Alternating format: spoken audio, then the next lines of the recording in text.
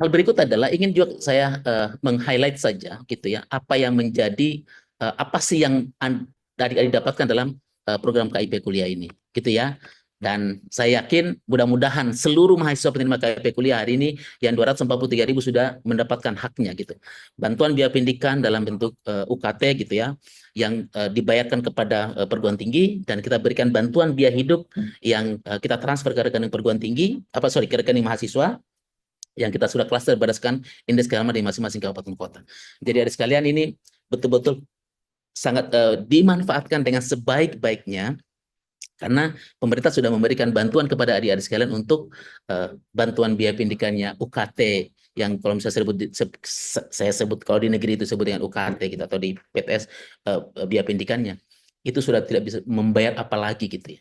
Ya, kecuali ada hal-hal yang misalnya dalam kita atur memang apa sih yang semua bantuan biaya pendidikan yang boleh, yang masih dibayar oleh adik sekalian, misalnya gini, biaya asrama, biaya pendukung nanti KKN atau biaya pendukung praktikum, biaya jas alma mater, baju praktikum, terus biaya wisuda, terus atau biaya-biaya personal lain gitu ya, misalnya biaya bukunya, beli alat-alat perkuliahan, misal apa namanya untuk menjadi misalnya beli laptop misalnya, itu bagian harus ditanggung oleh mahasiswa tentunya. Tapi di luar itu yang disebut dengan UKT, itu kalian sudah tidak bayar apa-apa, sudah ditanggung semua oleh KIP kuliah. Begitupun dengan biaya hidupnya, kita sudah klaster gitu ya, di masing-masing kabupaten kota, mulai dari 800.000 klaster pertama, dari 800.000 per bulan sampai dengan eh, apa namanya 1.400.000 apa namanya per bulannya. Nah, ini adik-adik sekalian, kita dalam memberikan bantuan itu ya, itu memang kita akan berikan per semester gitu ya, adik-adik sekalian, sehingga ini harus dimanfaatkan betul-betul keuangannya gitu ya, dan bisa diatur terkait dengan biaya hidup yang masuk ke rekening adik-adik sekalian, betul-betul dimanfaatkan untuk kepentingan perkuliahan gitu. Nah, ini sekedar statistik saja ya. Ini sekitar sudah 1,6 juta penerima manfaat dari dulu bidik misi sampai dengan KIP kuliah. Ini amat sangat luar biasa ya. Adik-adik sekalian punya kesempatan masuk dalam mahasiswa sebagai penerima manfaat dari KIP kuliah. Adik-adik sekalian, penting juga di pembekalan ini ingin saya sampaikan sebetulnya seperti apa sih mekanisme apa namanya bisnis proses yang ada di KIP kuliah itu gitu. Jadi biar adik sekalian tahu, oh ternyata seperti ini ya. Jadi dulu kan adik sekalian sudah mendaftar di SIMKIP kuliah. Nanti kalau sudah mendaftar, nanti seleksi oleh perguruan tinggi.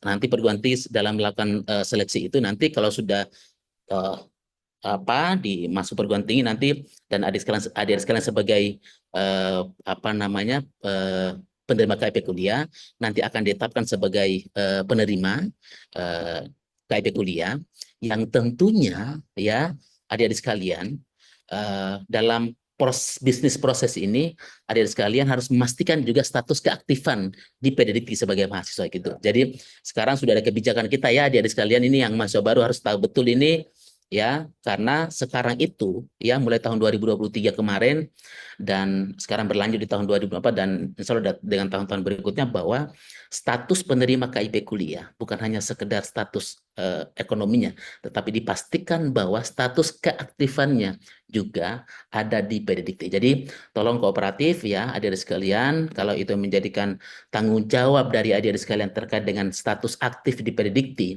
itu tolong secara kooperatif agar ini memudahkan dalam proses pencairan di KIP kuliah. Nanti kalau sudah ada di PDDikti, nanti perguruan tinggi akan mengusulkan kepada kami ya Puslabdik, nanti kami akan verifikasi ya, kami verbal dan kami buatkan SK penerimanya gitu. Nanti setelah itu ya, ini biar adik sekalian tahu bagaimana mekanisme sampai pada masuk kepada rekening. Yang keenam itu adalah nanti kita akan terbitkan SK KPA, terus akan kami kirim ke KPPN ya. Dari KPPN itu nanti akan dikirimkan ke bank penampung kita gitu ya. Dari bank penampung kita itu kita buatkan namanya SPPN, surat perintah penyaluran, baru dikirim bank gitu ya, SPPN ke bank, dan bank bisa menyalurkan ke penerima. Nah, inilah bisnis proses yang adik sekarang harus tahu. Oh, ternyata seperti ini bisnis proses dalam proses penyaluran KIP kuliah. Sehingga kalau ada keterlambatan 1-2 hari atau mungkin 1-2 seminggu gitu ya, itu harap dimaklumi, atau 2 minggu gitu. Karena inilah bisnis proses yang ada di penyaluran KIP kuliah gitu. Jadi aktivitas ini juga ya adik-adik sekalian, gitu. Saya ingatkan sekali lagi, aktivitas terkait dengan proses penyaluran KIP kuliah, adik-adik sekalian bisa melihat di SIM KIP kuliah.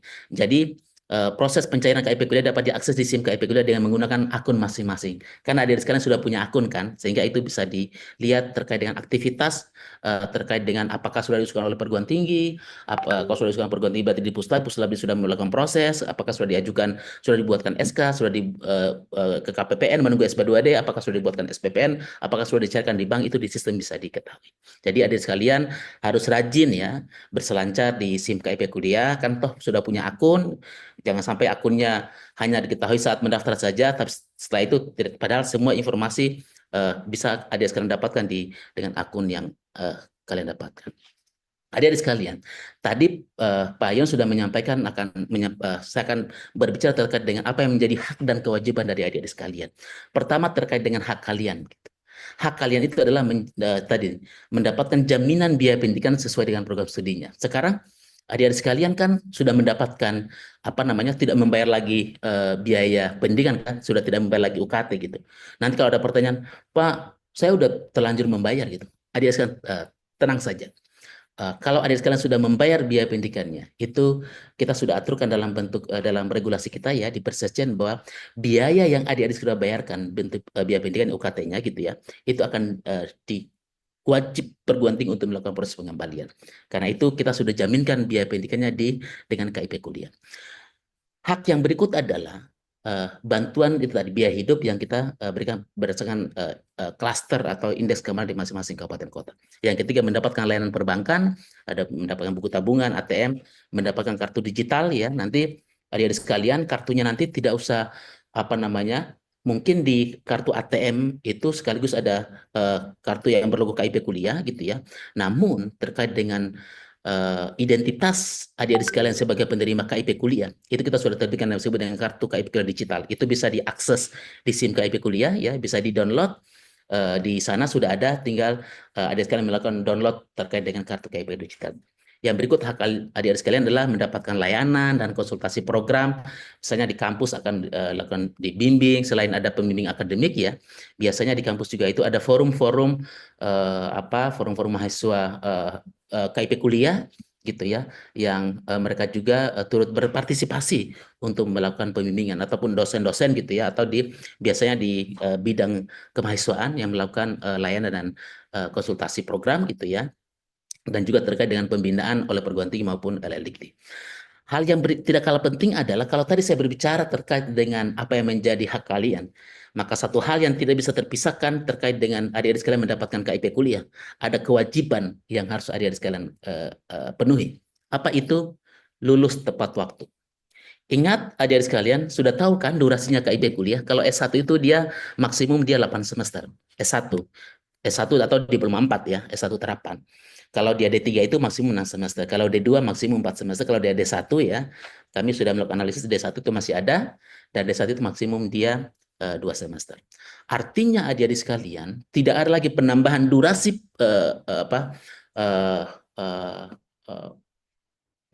perkuliahan gitu ya, dalam pembiayaan KIP kuliah. Hanya kita bisa bayar selama itu tadi. Kalau di S1 hanya sampai 8 semester, kecuali adik-adik sekalian dari program studi yang mengambil profesi. Profesi yang kita tanggung dalam KIP kuliah adalah misalnya dokter, dokter umum, dokter gigi, dokter hewan, itu bisa kita tambahkan durasinya. Kalau dia dari prodi kedokteran, itu kita tambahkan durasinya selama 4 semester atau 2 tahun.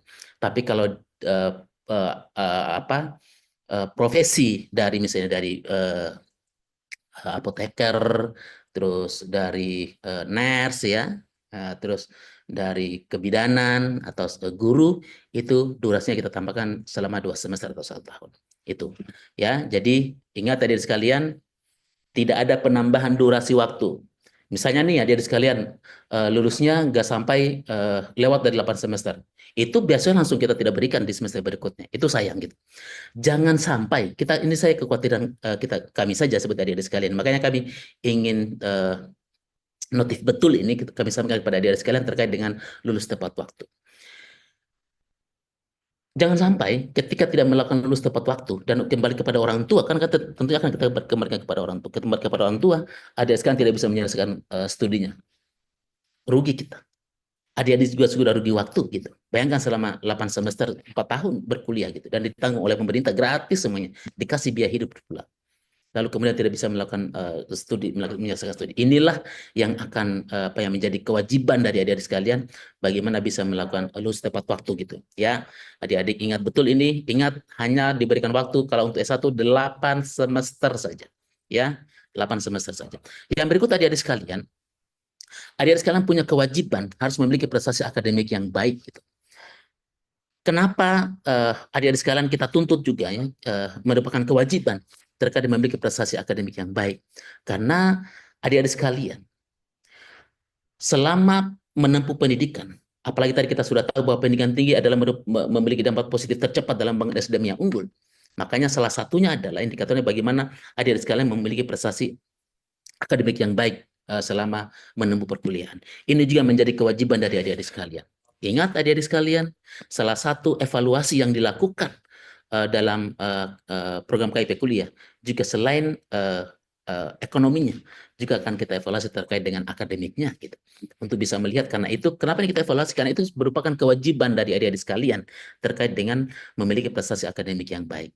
Yang berikut adik-adik sekalian, jangan lupa aktif dalam kegiatan akademik dan non akademik. Ini kenapa? Itu tadi, ini akan dalam rangka mengasah ya skill dan kompetensi adik-adik sekalian gitu. Banyak kegiatan-kegiatan tentunya di perguruan tinggi ya di kampus yang bisa mengasah itu. Contoh ada lomba karya tulis ilmiah, ada pekan olahraga mahasiswa ya, yang dari sisi olahraga misalnya, yang di sana adik sekalian tentunya punya kesempatan yang sama untuk mengembangkan itu.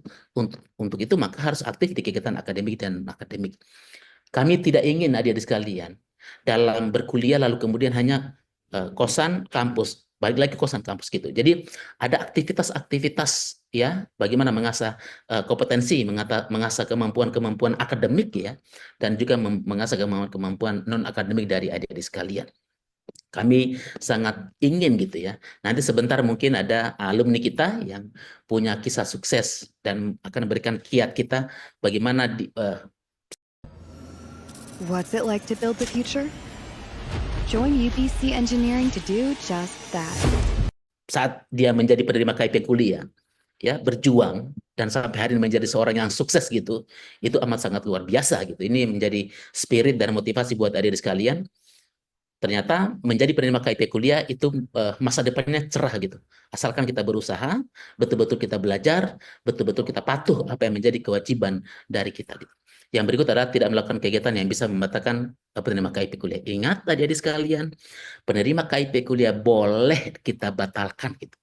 Nanti ada syarat ketika memenuhi pemenuhan syarat-syarat yang bisa dibatalkan sebagai penerima KIP kuliah.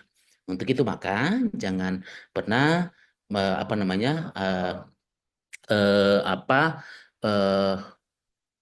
jangan sampai gitu ya masuk dalam apa kondisi gitu ya sehingga bisa dibatalkan sebagai penerima KIP kuliah.